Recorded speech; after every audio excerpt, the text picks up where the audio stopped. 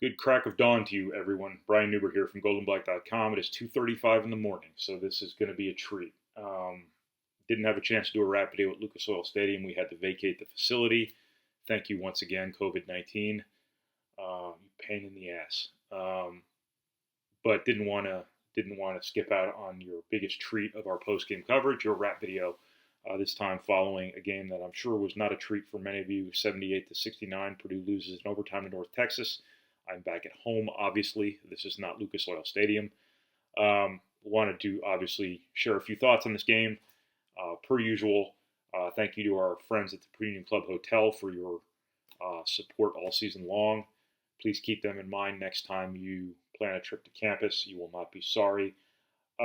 Purdue, again, loses in overtime to North Texas, 78-69. North Texas probably doesn't sound like the most formidable college basketball powerhouse you could encounter in the postseason, but I want to make this very clear. There was no fluke about this. This was North Texas outplaying Purdue. This was North Texas out scheming Purdue. This was often North Texas out hustling Purdue, and this was certainly North Texas out shooting Purdue. North Texas was the better team today for 45 minutes, for the majority of the 45 minutes. Had Purdue won this game, I wouldn't say Purdue didn't deserve to win this game, because obviously they would have made all of the plays necessary to win the game. But I don't think many of you will argue with me that North Texas was the better team in this game, and that North Texas deserves tremendous credit for that being the case. So just to get that out of the way, this was not Little Rock. This was not Purdue just screwing around long enough to not put the game away, and then some guy making a 40-footer, and then some big European guy clanking a three off the back of the iron and it going 10 feet up in the air and then back through. This was not Little Rock. That was a fluke. I shouldn't say it was a fluke, because Purdue obviously had control over large portions of the outcome of that game, but this was a very different deal. This was North Texas being the better team tonight. I don't think anything changes looking forward now for Purdue, because they lost this game, but this was obviously not the ending Purdue wanted. Everything has been so positive for Purdue over the span of the past year or so. The postseason puts a little bit of a damper on it, obviously, with the Ohio State game and the North Texas game playing out the way they did and playing out in eerily similar fashions. I always end up quoting Aerosmith in these NCAA tournament loss rap videos, but like they say, sometimes you gotta lose to know how to win, and perhaps this is just part of Purdue's maturation process as a team here, where they had to go through something like this to be as good as they can be. We won't know, and I'm not putting lipstick on a pig here by talking about it like that. I'm just saying that Purdue's future is still Purdue's future. It's still, super promising. This was not the way they wanted to end, clearly, but a lot went into this. And I think that when Purdue, kind of goes back and carries out its autopsy on how the season ended, I think the hardest part of this to explain, and one of the most important parts of this to explain, is going to be what happened in these overtimes. Because normally it stands to reason to suggest that the team with all the momentum coming out of regulation carries at least a little bit of momentum into the overtime, brings a little bit of energy into overtime. And that didn't seem to happen in either of these overtimes. And this occurred with fans now. And I'm not saying that, again, I'm not saying that to suggest anything about Purdue not playing well because fans are there. I'm just saying that in this season of self-generated energy, you actually had some wind at your sails in these situations, on top of the fact that you just rallied to put yourself in that position in the first place. It does not stand to reason to suggest that Purdue should have come out with very limited energy and very limited anything in these overtimes, but they were kind of the same. They were not competitive, and how those extremes can occur, I have no idea. I do think Purdue took a big step from a leadership perspective this year, which doesn't say much, because I thought it was a real problem for them last year. But I think that probably is something maybe Purdue needs to grow a little bit more into next season, because situations like that, I just think it's going to be something really hard for Purdue to get to the bottom of. How is it that there wasn't more energy, coming out of those timeouts? Matt Painter said he even thought about that before this overtime and actually talked about it and talked about having energy and talked about doing this, and this, but it didn't show up on the court, and it has to start with the players, right? And I just didn't see a whole lot of life there when Purdue should have had the most hop in its step. I think that's going to be something moving forward that is going to have to be something Purdue learns from, Purdue grows from. I thought, the Ohio State game, and a lot of you thought I was too negative, but I thought there were real red flags coming out of that game, and I thought that was obviously one of them, but Purdue's breakdowns on defense in the first half were another. These two games fit together nicely from a narrative perspective. I hate the word narrative, and I don't like using it, but it's 2:41 in the morning, and all my inhibitions are gone. The Ohio State game, the first half of that game, showed you exactly what Purdue has to be on defense by virtue of it not being that. Purdue came into this season with grave questions defensively. From a personnel perspective, you were looking at Eric Hunter and a veritable cast of thousands. I just didn't think, between physical ability, between experience, between simple reputation, I just didn't think this team had the tools to be very good defensively. And I think what you've seen for most of the season, not all the season, there were games where Purdue wasn't very good. There were possessions where Purdue wasn't very good. There were, I'm certainly not suggesting Purdue was great defensively, but I think they got to a point collectively, and everybody deserves credit for this. The coaches deserve credit for scheming this up. The players deserve credit for carrying it out. But I think they built a defense where I think the collective was much better than the sum of their parts. In this game, part of what I didn't mention before about all the ways North Texas was better, North Texas won the matchups game pretty considerably, because this was kind of like the Rutgers game to end the year last year. We didn't know it was ending the year at the time, but it did. The overtime loss in Mackey Arena for Purdue, where Rutgers was able to divide and conquer. They were able to make sure that no Joe Eastern wasn't anywhere near the ball, and they were able to attack whoever they got out in space, and they did so with great success, because Geo Baker was having one of those NBA Jam sequences where the ball's on fire. And this was kind of that. North Texas was able to work Purdue into a bunch of unfavorable matchups. They were more athletic and quicker at the four. You don't see that in the Big Ten as much. So Purdue comes out of playing battle box in the Big Ten all season long, and then gets some mid-major small ball again, and didn't handle that well. But on the perimeter, North Texas has a lot of shooters. This is a good shooting team. This wasn't a fluke. This is a really good shooting team. But Purdue made them a better shooting team by not being able to stop the dribble. So when Purdue repeatedly got beat off the dribble because of the matchup issues, because of the defensive vulnerabilities that exist, a good shooting team became a great shooting team. And, a big part of this game was Purdue got buzzsawed from three. North Texas was only 9 of 21 from three, but it seemed like they were about 17 of 21, didn't it? And that was just simply Purdue not being able to stop the ball for the most part, but also North Texas working Purdue into these matchups where they got to the point where Painter didn't feel like he could put Sasha Stefanovic on the floor. That's a key veteran. And it was just last week, Matt Painter said about these games, you need to make your opponent worry about you more than you worry about them. And this is the exact opposite of that. Him taking a key veteran out of the game and not playing him because of defensive, considerations. That's you worrying about them. Obviously, I don't know. I'm probably confusing my words there a little bit, but Isaiah Thompson comes in for Stefanovic. He gave up a lot of size. When he's in there for Eric Hunter and he's guarding Javion Hamlet, that's 6'4" against 5'11". You get him ISO'd at the end of a shot clock. That's a really tough spot to be in. My point is that Purdue's defense is built around the collective. It's built around help. It's built around, numbers and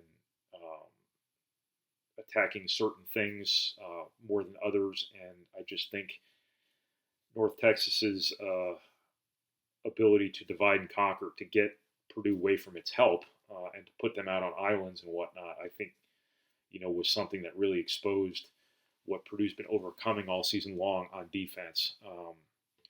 How that changes next year when you have largely the same team coming back, I don't know. Purdue has to just be better at what it does, I guess. That's not really a great answer, but it's not like you're going to get quicker, bigger, faster, more athletic on the perimeter overnight. You'll get better with a little bit of experience, I think. I think Brandon Newman can take a big step defensively. I think Jaden Ivey can take a big step defensively. And those are your better athletes. But I think by and large, you are sort of what you are. You just have to be better at what you are. So from a defensive perspective, Purdue's got to get a lot better next year, as this game underscored, as did the Ohio State game. Purdue's got to make more threes, too. You're invested heavily in the three-point shot at Purdue. You've recruited all these shooters. We know that, Slash Stefanovic can shoot. We know Brandon Newman can shoot. Mason Gillis and Aaron Wheeler give you two guys who can make threes from the floor. Doesn't mean they always do, but they can. Isaiah Thompson's a good shooter. Came in, got you three of them tonight. Jaden Ivey has found a rhythm here late in the season. I don't know what his splits are shooting the basketball, but he seemed to find a little bit of something, from the perimeter. I don't know why Eric Hunter struggled so much to shoot the ball this season. I can't even venture a guess. He did not have the sort of season offensively that I think anybody expected him to have. Maybe the knee injury, I don't know, but that certainly could not have helped. But in the preseason, it was Travion Williams is your best player. Eric Hunter is right there behind him, maybe even a 1A, 1B type of situation. And by the end of the season, Jaden Ivey is going to be right there with both of them. Two of those things played out. Eric Hunter just didn't have the season shooting the basketball or offensively that I think, Purdue expected. Purdue was counting on whatever it might be. He was 1 of 7 from the floor, 0 for 4 from 3. Tonight, I think he'll end up the season from three-point range somewhere around 25%. That's not obviously what Purdue is expecting. He's a much better shooter than that. He's not a bad shooter. He's not a 25% shooter by skill level. How that turns around next season, I don't know, but I think that Purdue is a better, like I said about the defense before, they're better collectively than they are the sum of their parts. It's the opposite when it comes to three-point shooting. I think the sum of their parts are better than the collective, and that's got to change. Because I don't know what Purdue's going to end up shooting for the season, 33, 34%.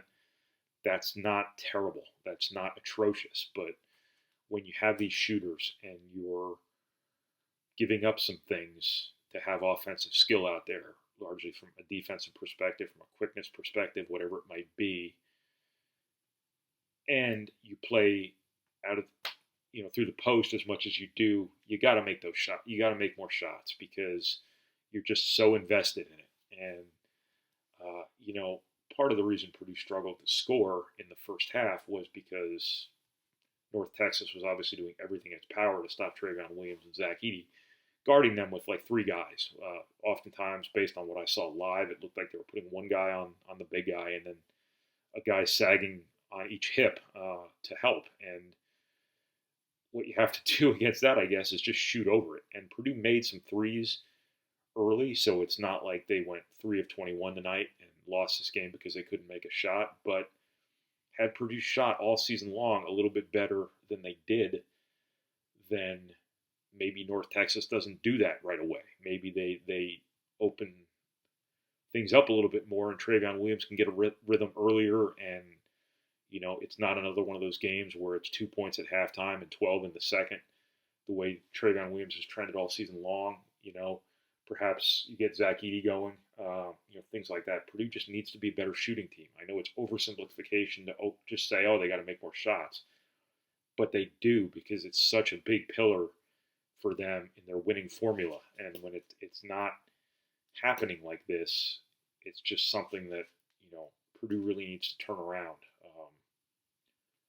quickly. I think, Purdue has to grow in a lot of ways. And I think, maybe this, perhaps there were some smoke and mirrors at play here this season. I kept looking for, where those smoke and mirrors might exist, what was going to lead to Purdue's next loss, that kind of thing. And they just always showed up. I was surprised they never had that game where they just stunk.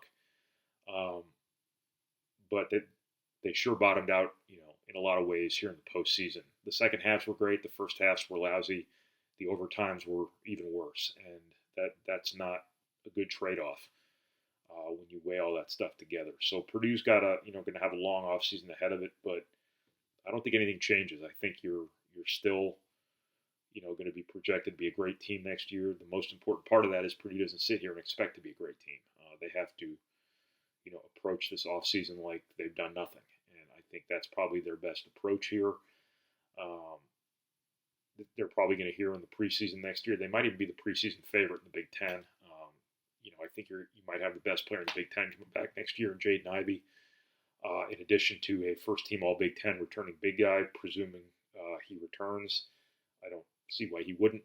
He said he would. I don't know why I'm even discussing that, but I just, nowadays with all this stuff going on, I just have to kind of qualify everything in terms of whether a guy's going to be back or not. I'm quite certain Purdue will have, the lion's share of this roster back, all of the guys who would determine, I'm sure Purdue will lose at least one transfer. I'm certain of it, because I think everybody in college basketball will. But I don't think they'll lose anybody that will take them from one win threshold to another. So if that makes any sense, it's 2:52 in the morning here, so I'm probably losing my faculties here a little bit. So a great season for Purdue up until the postseason. A really painful way to end this, but sometimes from pain can come healing or something. And Purdue's got a really bright future still, regardless of what happened tonight, regardless of what happened last Friday against Ohio State. But it's just a really tough way to end this, obviously. I don't have to tell you that. So that's what I've got finally. Got to cut this off. This is ridiculous. So for goldenblack.com, this is Brian Neubert following Purdue's 78-69 overtime loss to North Texas in the NCAA tournament. Did want to say, hey, how cool this was that the NCAA tournament actually got played. I think we all owe a debt of gratitude to everybody involved in making this happen, most notably the student athletes. This was no way to be a kid this year. This was no way to play a season. When I write my column on Wednesday, I'm going to call it a conveyor belt existence, because that's exactly what it was. It was being shuttled off to one thing, isolated from everything else. Totally just a, I'm sure players enjoyed themselves playing basketball, being around their teammates, but all that went into this season was just had to be a bear, from a mental health perspective, from a sheer enjoyment perspective. Did want to show you this because this is my enduring symbol of American ingenuity. This is a mask with March Madness printed on it, and it was not made in America, we should say, but that doesn't matter. But printing the March Madness bracket on a mask is symbolic of making this work, if you know what I mean. So kudos to everybody involved for making this college basketball season work. College basketball needed it desperately, and that's finally what I got. So thanks, everybody. Keep in mind the Purdue Union Club Hotel next time you plan your trip to campus. A trip to campus. And thank you for watching. Thank you for listening. Thank you for reading. And thank you for processing our materials, however you process our materials. And we'll talk to you again November. See you, everybody. I'm going on vacation.